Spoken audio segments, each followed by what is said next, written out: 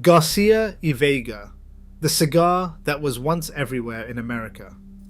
There was a time when you could not walk into a drugstore, a barbershop, a bowling alley, or a gas station in America without seeing this name. It sat on the counter next to the register. It rode in the shirt pockets of factory foremen. It showed up in television commercials so memorable that people still hum the jingle decades later. And then, one day, almost without anyone noticing, it started to disappear. Not the brand itself. The brand is still out there, in a rack by the register, if you know where to look. What disappeared was something harder to name. The presence. The feeling that this was a cigar every American knew, whether they smoked or not. This is the story of Garcia y Vega, a name born from Spanish immigrants, forged in Cuban tobacco fields, rebuilt after fire and financial ruin, sold again, and finally reduced, in the eyes of most people, to a cheap little cigar in a gas station rack. But the story underneath that rack is far stranger and far more human than anyone stopping for gas would ever guess.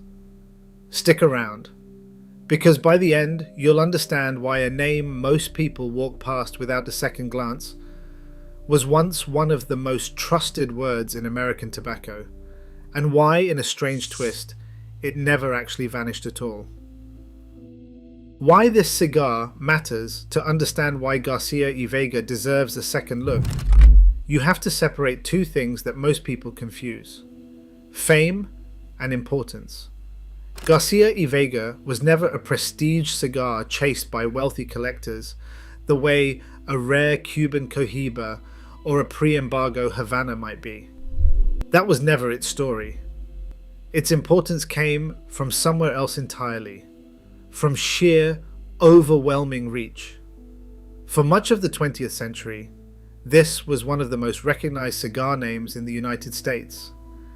It became a fixture of American middle-class life. The cigar a father kept in his desk drawer. The cigar handed out when a baby was born. The cigar advertised so heavily on radio and television that its slogans became part of the culture. It survived 2 centuries. It survived a factory fire. It survived a company crippling labor strike. It survived the collapse of the American cigar industry itself. Very few brands from the 1880s can say the same. And that survival is exactly what makes its slow fade from public consciousness so fascinating. This isn't a story about a cigar that failed. It's a story about a cigar that succeeded so completely for so long that its success became invisible. The origin story. The story begins not in Cuba and not even in Florida, but in New York City in 1882. A Spanish immigrant named Alvaro Garcia Longo, born in the Asturias region of northern Spain, started a small cigar business there.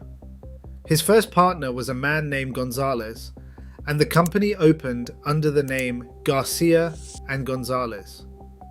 2 years later, in 1884, another Asturian immigrant joined the operation, Jose Vega.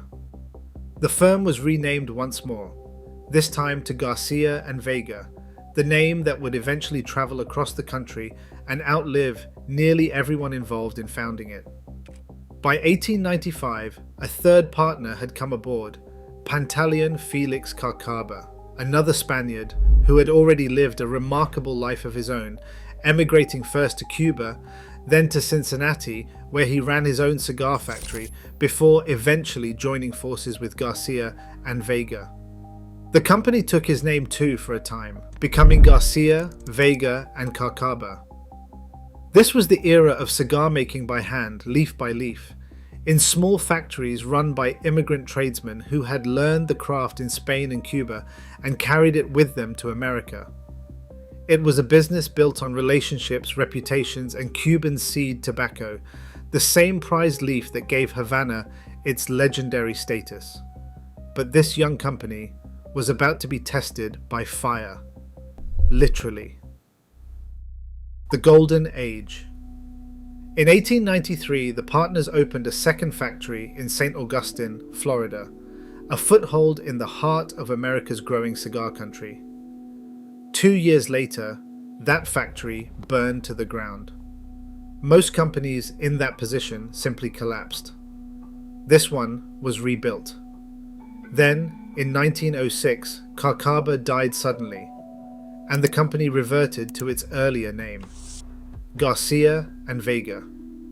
A year later, in 1907, the company made its most consequential move yet, constructing a brand new 3-story brick cigar factory in West Tampa, right in the epicenter of America's cigar manufacturing world. This was Garcia y Vega's true golden age. Tampa in the early 1900s was the undisputed cigar capital of the United States, a city built almost entirely around the hand-rolled cigar trade, staffed by thousands of skilled Cuban and Spanish immigrant workers. To have a factory there was to be part of the industry's beating heart. The company built an entire family of brands under its roof, names like Ostino, La Rosa de Mayo, La Perla Espanola, and Flor de Garcia y Vega. Each one a small variation aimed at a different taste, a different price point, a different customer. One detail became the brand's quiet signature. Its cigars were often packaged in small, hand-woven straw baskets, a distinctive, almost decorative touch that set Garcia y Vega apart on a shelf crowded with competitors. For a while, it looked like nothing could touch this company, but behind the success was a problem few people knew about, one that had nothing to do with tobacco quality and everything to do with labor. The hidden story. Tampa's cigar industry ran on the backs of its rollers, skilled workers who could hand-roll hundreds of cigars a day, workers who also had a long and fierce history of labor organizing. In April of 1920, that history caught up with Garcia y Vega. A massive strike swept through Tampa's cigar factories and lasted 10 grueling months, stretching into February of 1921. For a company dependent on skilled hand labor, a strike of that length wasn't an inconvenience. It was an existential threat. By 1912, and worsened by the strike years that followed, the original Garcia and Vega Cigar Company ceased its operations entirely. Here is where the story could have ended. A once thriving immigrant cigar house, undone by fire, leadership loss, and labor unrest, quietly closing its doors like so many other Tampa factories of that era. Except the name refused to die. Out of that same collapsed labor landscape came a new generation of Tampa cigar men, among them Jose Yaneza Benito, another Spanish immigrant, along with partners Jose Villazon and Jose Arango. These were men who had watched companies like Garcia y Vega rise and fall, and they understood something the earlier owners hadn't fully grasped. A trusted name, even one that had gone quiet, still had value. The Garcia y Vega name would live on, but not in the hands of the family that built it. The Fall and the Reinvention. What happened next wasn't a single dramatic collapse. It was something slower, and in some ways, stranger. An old-world hand-rolled cigar brand slowly transforming into something else entirely. A mass-market, machine-made American staple. The forces reshaping the entire American cigar industry didn't spare Garcia y Vega. Changing consumer tastes, rising labor costs for hand-rolled tobacco, and the enormous efficiency of machine production pushed brand after brand, Garcia y Vega included, away from the artisanal Tampa factory floor and toward automated manufacturing. In 1970, the historic West Tampa factory building itself was sold to Villazon and Company, a cigar company run by the same Tampa cigar world that had kept the Garcia y Vega name alive decades earlier. That brick building still stands in Tampa today, now used by an entirely different tobacco company for growing and processing leaf. Ownership of the Garcia y Vega name eventually passed through the hands of major American tobacco conglomerates. Trademark filings show the brand under the ownership of Swedish Match, whose intellectual property arm registered the Garcia y Vega name and its GYV mark for cigars, a filing history stretching back remarkably to 1908. Swedish Match's premium cigar operations were later folded into Scandinavian Tobacco Group, one of the largest cigar companies on earth, meaning a brand born from two Spanish immigrants in a New York tenement now sits inside the portfolio of a Scandinavian tobacco empire. By the mid to late 20th century, Garcia y Vega had transformed almost completely.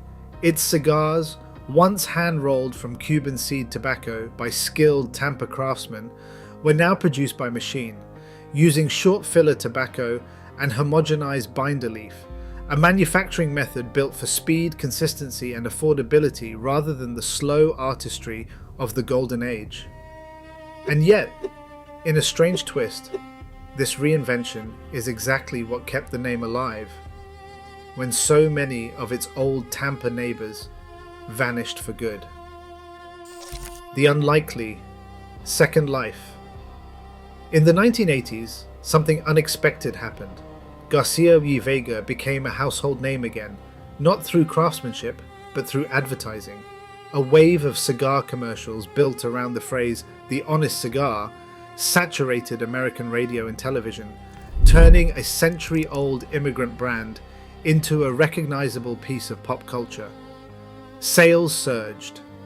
For a new generation of Americans, Garcia y Vega wasn't a relic of old Tampa. It was simply the affordable, dependable cigar they saw advertised on TV.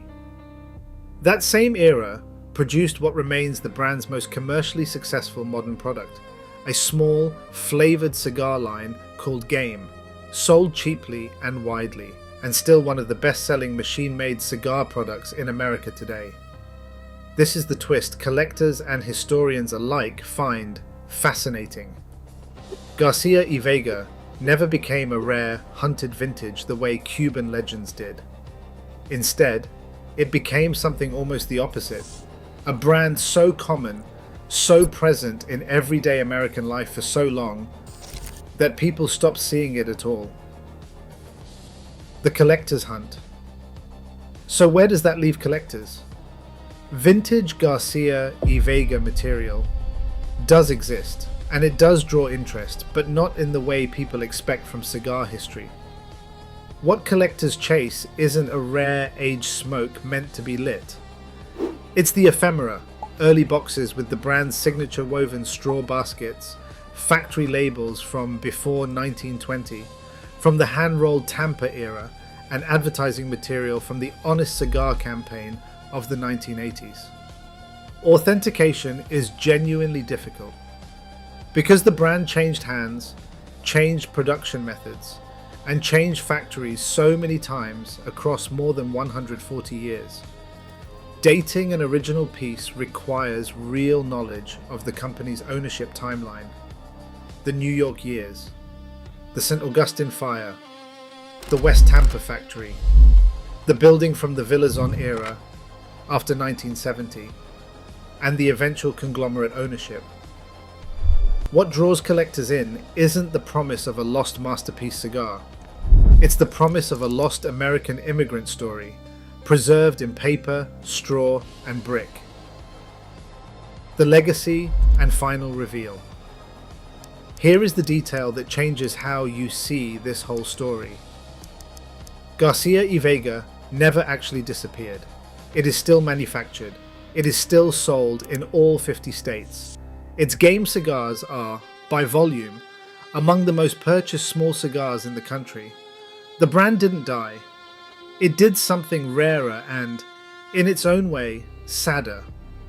It became so ordinary, so background, so fully absorbed into the texture of everyday American commerce, that an entire immigrant saga, fire, strikes, rebuilding, 3 generations of Spanish and Tampa cigar men simply stopped being visible to the people walking past it at the checkout counter.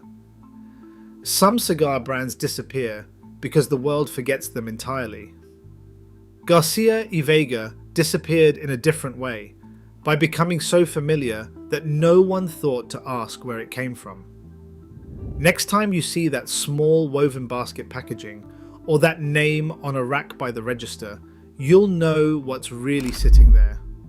Not just a cheap cigar, but the last surviving thread of a story that started with 2 Spanish immigrants in 1882, survived fire, survived a 10-month strike that ended their company, and somehow, through new owners, new factories, and a new country of tobacco fields, never stopped being made. That is the strange fate of Garcia y Vega. Not a legend that vanished. A legend that simply became invisible.